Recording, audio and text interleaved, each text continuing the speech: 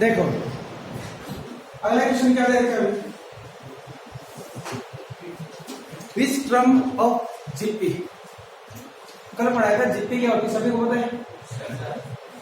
Common ratio क्या है, R Y ratio क्या है सेम, और उसी को क्या नाम दिया था कॉमन रेशियो। ऐसे सीक्वेंस को क्या नाम देंगे जीपी। पढ़ लिया आपने एपी क्या होती है, पढ़ लिया। इसके 2-3 क्वेश्चन आपने किए। तो देखो अगला क्वेश्चन क्या दे रखा है 1/3 1/9 1/27 डॉट और लास्ट में कितना दे रखे हैं 1/, नीचे लगा रखा है 1/1968। देखो बहुत अच्छा क्वेश्चन है। कह रहा है अगर ये आपको जीपी दे रखी है, अगर ये आपको क्या दे रखी है जीपी, तो इस जीपी की ये कौन सी टर्म होगी, इस जीपी की ये कौन सी टर्म होगी। क्या आपको पता है कौन सी टर्म होगी? क्या बेटे ये बात आपको पता है कि कौन सी टर्म होगी, पता है क्या? तो कौन सी टर्म मान लें, nth टर्म। कौन सी टर्म? nth। ठीक, nth टर्म मान लेंगे तो तुम बताओ an का आंसर कितना हो गया 1/19683। क्या बेटे बात समझ में आई? अरे आई कि नहीं? ठीक है। हाँ भाई a की वैल्यू क्या होगी 1/3। तुम बताओ r की वैल्यू क्या होगी 1/9/1/3। 3 पे कट के आंसर कितना आ गया 1। क्या ये बात समझ में आ गई? अरे आई कि नहीं?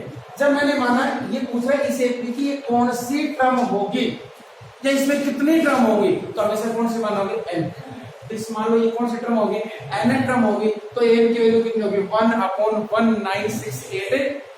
n का फॉर्मूला क्या हमें याद है? अरे an का फॉर्मूला क्या होता है शाबाश a into r की पावर n minus 1 1/1968। क्या बेटे बात समझ में आ गई? क्या a की वैल्यू आपके पास है कितनी है 1/3। क्या तुम्हारे पास r की वैल्यू है 1/3। r की power n minus 1 is equal to 1/1968। क्या बात समझ में आ गई? दोनों का बेस क्या हो गया पावर क्या होगी ऐड। तो क्या पड़ गया अभी 1/3 की पावर कितना हो गया n इज इक्वल टू 1/3 की पावर कितना लिख दो भी 9। ये कैसे लिख दिया? देखो क्या किया इसके प्राइम फैक्टर याद आ गया? अरे आई नहीं आई बात समझ में? 3 पे जाएगा 3 से 18 3 5 15 3 से 11 3 एकम 3 फिर जाता जाएगा कितनी बार जाएगा 9 बार। तो 3 की पावर कितनी होगी 9। क्या आपको समझ में आ गई बात? जब कंपेयर करोगे बेस सेम तो पावर इक्वल, तो n की वैल्यू कितनी होगी 9। बेटे दोबारा बताऊंगा समझ में आ गया? किसी बच्चे के क्वेश्चन दोबारा बताना है समझ में आ गया? आगे देख लो किसी बच्चे को दोबारा बताना।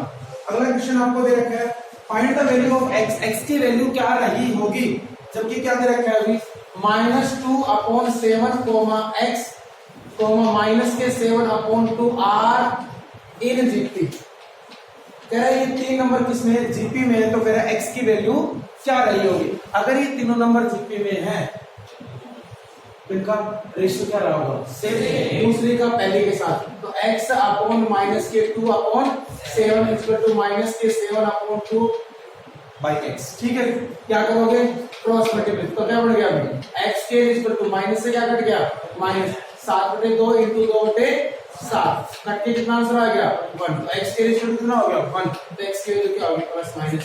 क्या बेटे इक्वेशन दोबारा बताऊंगा समझ में आ गया?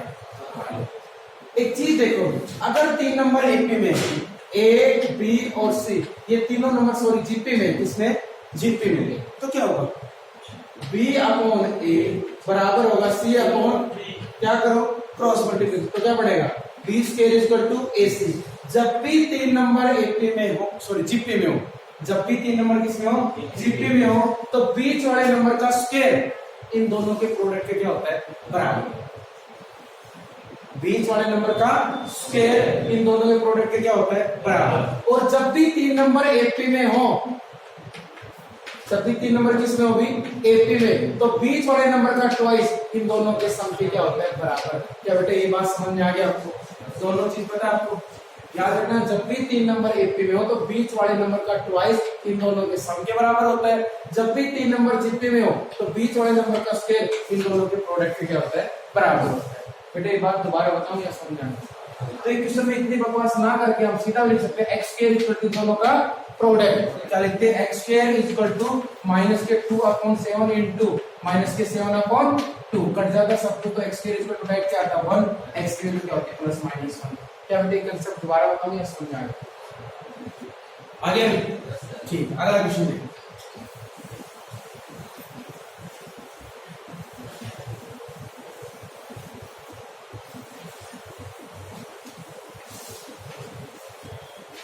अगला क्वेश्चन देखिए, एग्जाम्पल नंबर 7। क्या कहता है? If X Y and Z be the pth qth and rth term of an GP. एक जीपी की pth टर्म कितनी दे रखी है x, एक जीपी की qth टर्म कितनी दे रखी है, अरे कितनी दे रखी है y, और एक जीपी की rth टर्म कितनी दे रखी है z। ठीक है, तो क्या चाहता है क्वेश्चन?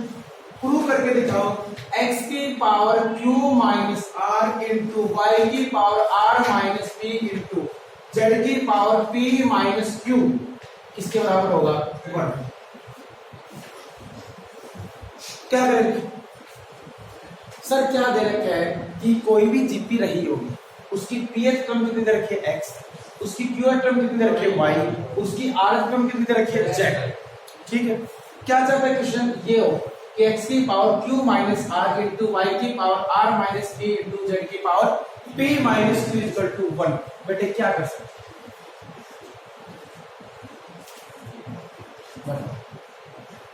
सर ये तो बात की बात है सर, पहले इसको तो देखो इसमें दे क्या रखा है। AP का मतलब क्या होगा? a r की पावर p माइनस 1, क्योंकि जीपी में क्या बेटे ये बात समझ में आ गई? अरे आई कि नहीं आई? AQ को क्या लिखोगे? a r की power q minus 1 equal to 1। क्या ये बात समझ आ गई? a r को क्या लिखोगे? a r की power r n minus 1 equal to क्या बढ़ गया अभी? r minus 1। तो ये तो कंफ्यूजन वाली बात होगी, इसमें भी r दे रखा है और हम भी r मान लें, तो हम अपने वाले कॉमन रेशियो कितना मान लें? बड़ा r मान लें। क्या मान लेंगे? बड़ा r मान लें, ताकि कंफ्यूजन ना रहे। तो ये क्या आएगा? a r की पावर p माइनस 1, ये क्या होगा? a इंटू r की पावर q माइनस 1, ये क्या होगा? a इंटू r की power r minus 1 equal to z। क्या बेटे आप बात समझ में आ गई? अरे नहीं, मैंने एक को स्मॉल r क्वेश्चन में दे रखा था, तो मैंने अपने कॉमन रेशियो को लार्ज r माना। क्या ये बात समझ में आ गई? कैपिटल लेटर से माना समझ में आ गई नहीं? बात क्यों माना? क्योंकि दोनों में अब क्या होगा? अंतर हो गया। ठीक है, अब क्या चाहिए? ये आंसर हमें प्रूव करना है। तो क्या लेके चलेंगे? LHS लेके चलेंगे। x की power q minus r into y की power r minus p into z की पावर p माइनस q। अब x की जगह क्या रखोगे? a इंटू r की power p minus 1 into q minus. क्या बेटे बात समझ में? y की जगह क्या रखोगे? a इंटू r की पावर q माइनस 1 की पावर कितनी होगी? r minus p। z की जगह क्या रखोगे भी? a इंटू r की पावर r माइनस 1 इसकी पावर कितनी होगी? p minus. क्या बेटे ये बात समझ आएगी? देखो आपने पढ़ा था a की पावर m की पावर n, तो आंसर क्या होता है? a की पावर m इंटू n। क्या ये बात याद है आपको? अरे है या नहीं? ये बात याद है तो बताओ क्या करें? और मल्टीप्लाई होंगे ये पावर इस तरह a की power q minus r into r की power p minus 1 into q minus r। क्या बेटे ये बात समझ में आ गई? यहाँ क्या आएगा? a की power r minus p into r की power q minus 1 into r minus. ठीक है, a की पावर कितनी होगी भाई? p minus q into r की power p minus q into r minus. क्या ये बात आपको दोबारा बताई जाए या समझ में आ गई? अरे आ गया नहीं आ गया? तुम बताओ, ये भी a, ये भी a, ये भी a, तीनों का बेस सेम है तो पावर क्या होंगी? ऐड। तो a की power q minus r plus r minus p plus p minus q into यहाँ बेस r, यहाँ भी r, यहाँ भी पावर क्या होंगी? ऐड। तो r की पावर मल्टीप्लाई करो कितना आएगा? pq minus rp minus q और प्लस ये बात समझ में आई? ये भी ऐड होगा, मल्टीप्लाई करो कितना आएगा? Plus qr minus qp minus R plus K P, यहाँ कितना आएगा plus P R minus K P minus K Q R plus K Q. क्या बात समझ आई? तो तुम देखो ये इससे कट गया, ये इससे ये पी क्यू से क्या कट गया, अभी पी क्यू कट गया। अब आर पी से क्या कट गया, आर पी का है ये रहा। क्यू से क्या कट गया, अभी क्यू कट गया। क्यू आर से क्या कट गया, क्यू आर कट गया। उसके बाद आर से क्या कट गया, आर कट गया। और पी से क्या कट गया, पी सब कुछ कट गया कि नहीं कट गया? तो क्या बच गया अभी ए की पावर 0 और आर की पावर, इसी की पावर 0 कितनी होती है 1 और 1 इंटू क्या हो गया 1। ये क्या करना था, प्रूव करना था। दोबारा बताऊं या समझ में आ गया? सिंपल क्वेश्चन है, थोड़ी बहुत कैलकुलेशन इस क्वेश्चन में। क्या कह रहा था क्वेश्चन कि हमारे पास एक जीपी रही होगी, क्या रही होगी भाई जीपी। उस जीपी की pth टर्म ए पी पर टेक्स्ट दे रखी, उस जीपी की qth term A Q equal to क्या रखी है y दे रखी, उस जीपी की rth टर्म तो ar इक्वल टू क्या दे रखी है z दे रखी। तो किसी भी जीपी की nth टर्म निकालने का फॉर्मूला a into r की पावर n-1 होता है। तो यहाँ n की जगह p था तो a into r की power q p-1 equal to x, या a q है तो a into r की power q-1 equal to y दे रखा है। a r की पावर r-1 इक्वल टू क्या हो गया z हो गया। यहाँ मैंने लार्ज r क्यों माना, ये बात समझ में आई? क्योंकि स्मॉल r का यूज किया हुआ था क्वेश्चन में पहले। ठीक है, मैंने x y z की वैल्यू निकाल ली जितना मैं जानता था। x y z की वैल्यू किस में रख दी, मैंने LHS में रख दी। उसके बाद पावर को मैंने ऐड किया, ऐड करने के बाद सब कुछ कट गया, आंसर कितना आ गया 1। क्या बेटे क्वेश्चन दोबारा बताऊं या समझ में आ गया? आगे सभी कोई डाउट हो तो बताओ। आगे अगला क्वेश्चन देखो। अगला क्वेश्चन इंपॉर्टेंट क्वेश्चन है, बहुत अच्छा क्वेश्चन है। अगले वाला पढ़ो भी तब तक क्या दे रखे। अगला क्वेश्चन क्या दे रखा है अभी, the m plus n and m minus n term of n GP is p and q। एक जीपी की दो टर्म दे रखी है, तो कौन दे रखी है a m plus n term कितनी दे रखी है अभी p, और एक क्या दे रखा है अभी a m minus n कितनी दे रखी है अभी q। बेटे क्या ये बात समझ में आ गई? कह रहा है किसी जीपी की m plus n टर्म और m minus n टर्म आपको गिवन है p and q। तो लिखूंगा तो मैं से अरे आएगी नहीं, ये बात समझ में आ गई। ओके, तो कह रहा है find show that mth and nth term, mth इसका मतलब क्या प्रूव करना है, mth का मतलब am कितना आना चाहिए जी आंसर में √pq, and nth term an कितना आना चाहिए भी p upon q, q upon p into q upon p की पावर कितना दे रखा है m अपॉन q। क्वेश्चन समझ में आ गया? नहीं आ गया? क्वेश्चन में क्या दे रखा है, एक जीपी, क्या दे रखे जीपी, उसकी m प्लस n टर्म कितने रखे p, m minus n term कितने दे रखे q। ठीक है, तो प्रूव करो mth और nth टर्म उस जीपी की ये रही होगी। क्वेश्चन दोबारा बताऊं या समझ में आ गया? क्या कर सकते हो, उस जीपी की फर्स्ट टर्म कितनी मान ली मैंने a, और कॉमन रेशियो कितना मान लिया r। तो तुम बताओ a m प्लस n कितना हो गया, a r की power m plus n minus 1 equal to p। ठीक बात है, यहाँ कितना हो गया अभी a इंटू r की power m minus n minus 1 equal to, ये होगी इक्वेशन नंबर 1 और ये क्या होगी इक्वेशन नंबर। क्या बेटे ये बात समझ गया भाई? आंसर इसका निकालना है, mth टर्म निकालने के लिए nth टर्म निकालने के लिए किसकी रिक्वायरमेंट होनी चाहिए, a और r। दो इक्वेशन है, दो ही आपके पास अननोन, यहां से a और r की वैल्यू कैसे निकालें? क्या करते हैं, डिवाइड करते हैं, दोनों को डिवाइड करें तो क्या बढ़ गया a r की power m plus n minus 1 upon a r की power m minus n minus 1 equal to क्या होगा p। क्या ये बात समझ में आएगी? कट गई, पक्की बात है। दोनों का बेस क्या है सेम, तो बेस सेम है पर किसने डिवाइड में, तो पावर क्या होगी माइनस, तो क्या बढ़ गया r की power m plus n minus 1 minus m plus n plus k 1 equal to क्या बढ़ गया p अपॉन। क्या बेटे ये बात समझ में आएगी? आगे अब तुम देखो क्या हो गया, 1 से क्या कट गया 1, m से क्या कट गया n, ठीक है, तो तुम बताओ क्या पढ़ गए हमें, r की power 2n equal to p by Q. तो r कितना बढ़ गया अभी, p बाई क्यू की पावर कितनी हो जाएगी अभी, अरे कितनी हो जाएगी 1/2, क्योंकि दोनों को मैं पावर 1/2 से डिवाइड करूंगा तो ये तो कट जाएगा, ये क्या आ जाएगा 1/, क्या बेटे ये बात समझ में आएगी। यहाँ तक किसी बच्चे को दोबारा बताऊंगा समझ में आए भाई, आर तो हमने निकाल दी कैसे ना कैसे करके, आर की वैल्यू तो हमने फाइंड आउट कर दी, अब क्या करें, ये तो आएगा नहीं क्योंकि पहले किसी पावर p बाई क्यू की फॉर्म में चला गया। तो मैंने देखा प्रूव करना है, उसको लेके देखो एक बार प्रूव क्या करना है, ए एम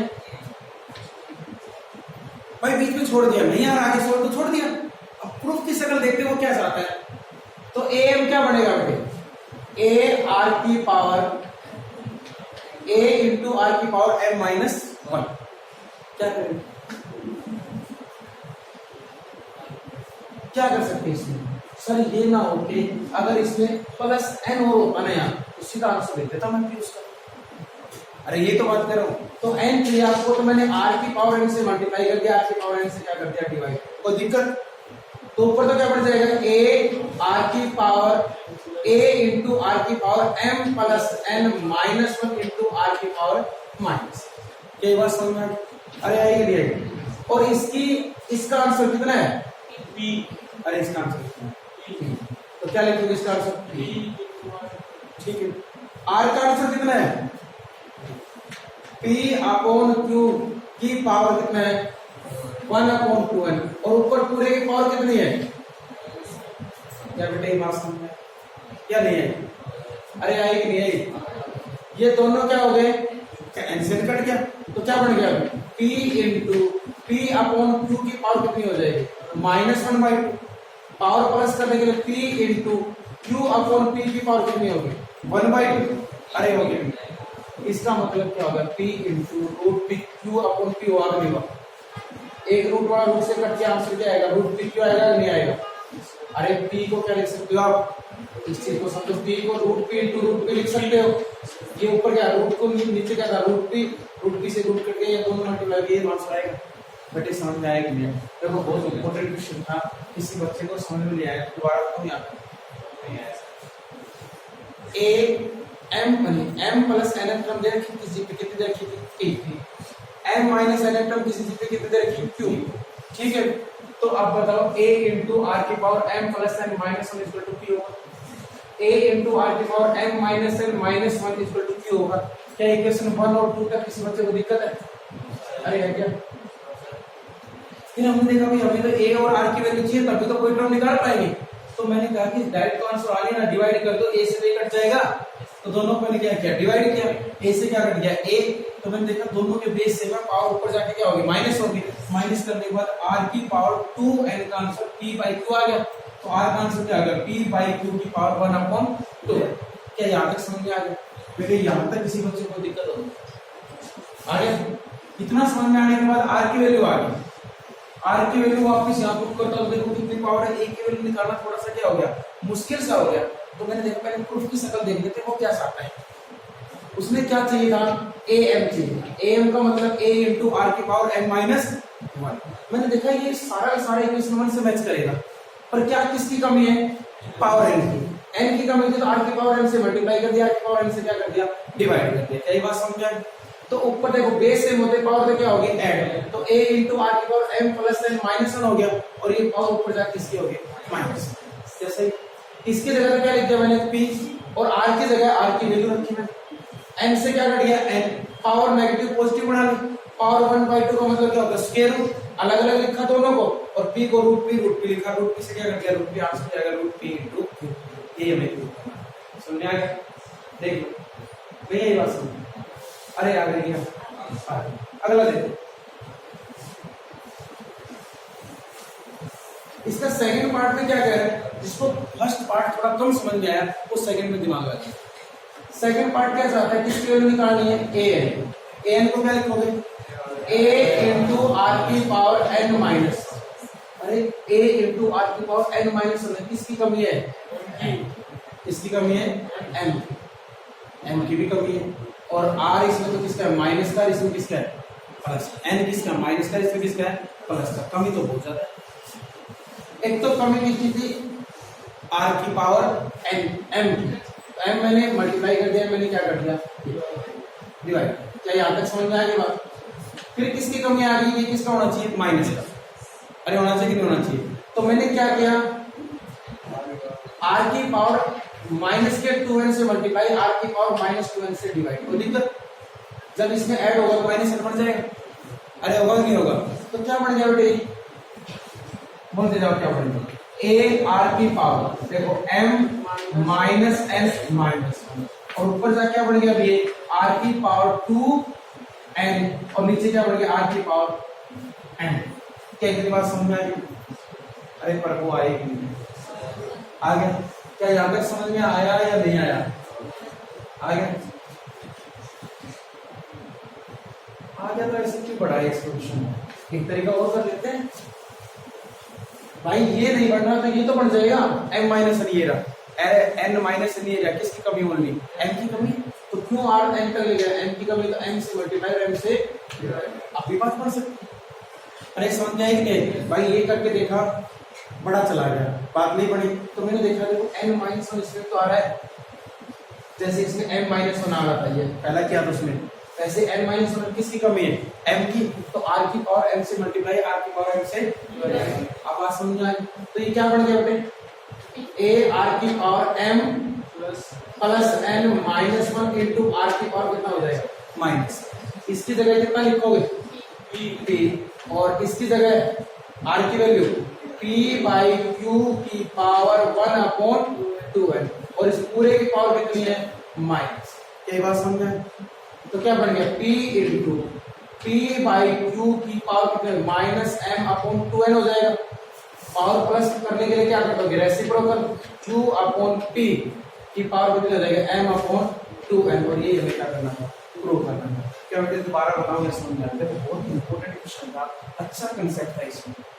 क्या ये क्वेश्चन दोबारा बताऊंगा समझ में आ गया? आया कुछ समझ में?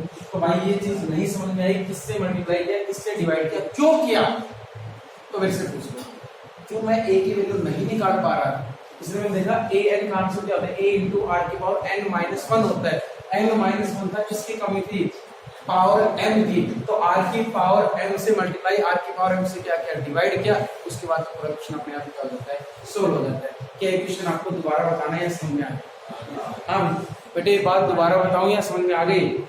आ गई, चलो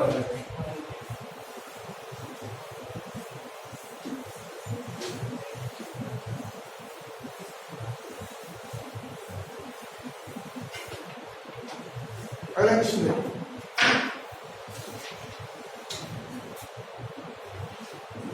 अच्छा क्वेश्चन है, एग्जांपल नंबर 9 की अच्छा एग्जांपल क्या दे रखा है, the sum of 3 numbers in AP is 50। 3 number AP में और उनके सम की बात कर रहा है। 3 नंबर किसमें AP में और उनकी सम की बात करेगा, तो नंबर क्या मानोगे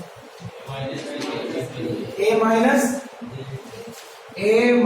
b, a और a प्लस b। क्या बेटे ये बात समझ में आई?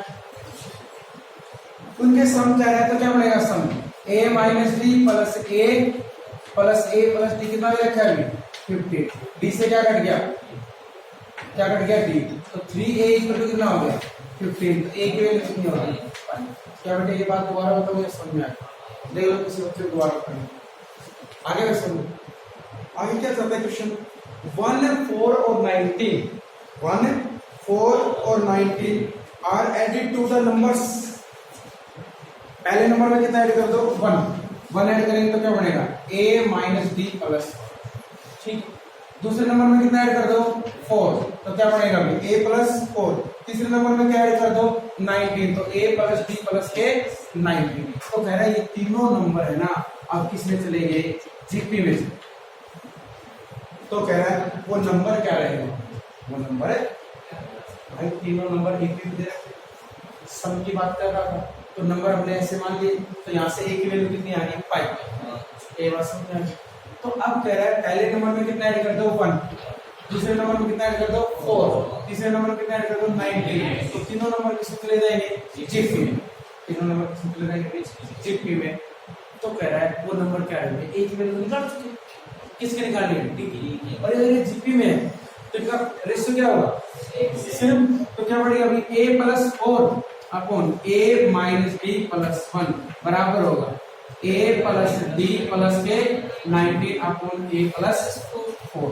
ठीक है, a की वैल्यू तो पहले आ चुकी, कितनी 5, तो 5 प्लस 4 कितना हो गया 9, 5 6 माइनस d इक्वल टू 5 रखोगे कितना आएगा अभी 24 प्लस d और ये कितना हो गया 9, क्या करोगे क्रॉस मल्टीप्लिकेशन, तो कितना आएगा अभी 81 equal to 6 minus d into 24 plus d।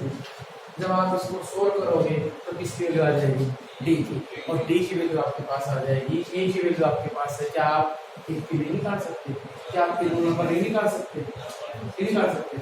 अगर ये पूछता था जीपी के तीनों नंबर क्या होंगे तो आप ए और डी की वैल्यू यहाँ रखते, एपी के तीनों नंबर क्या होंगे ए और डी की वैल्यू यहाँ।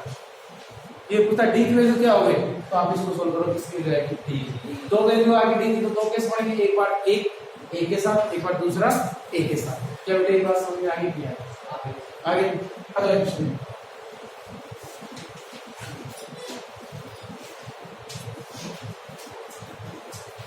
अगला क्वेश्चन भी अच्छा क्वेश्चन है। क्या करें अगले क्वेश्चन में, फोर्थ टर्म a4 कितना दे रखा है x, a10 कितना दे रखा है y और a16 कितना दे रखा है z। कह रहा है जीपी की किसी भी जीपी की 4 टर्म 10 टर्म 16 टर्म कितने x y और z, तो प्रूव करो, आपको क्या प्रूव करना है x, y एंड z ये तीनों नंबर किसमें होंगे जीपी। अच्छा ये तीनों नंबर किसमें होंगे जीपी में। क्या कर सकते हैं तुम बताओ, ये जीपी की टर्म है तो क्या लिख सकते हैं इससे, a r की power 3 equal to x, a r की power 9 equal to y, a r की पावर 15 इक्वल टू z, इतनी चीज हम जानते हैं। और कह रहे हैं तीनों नंबर किसमें आना चाहिए जीपी में, इसका मतलब आपको क्या करना है y अपॉन x किसके बराबर होना चाहिए, तो क्या लेके चलो मैं LHS y की जगह क्या हो जाएगा अभी a r की पावर 9 अपॉन x की जगह a इंटू आर की पावर कितना बचेगा अभी r की पावर 6। ये बात समझ में आ गई।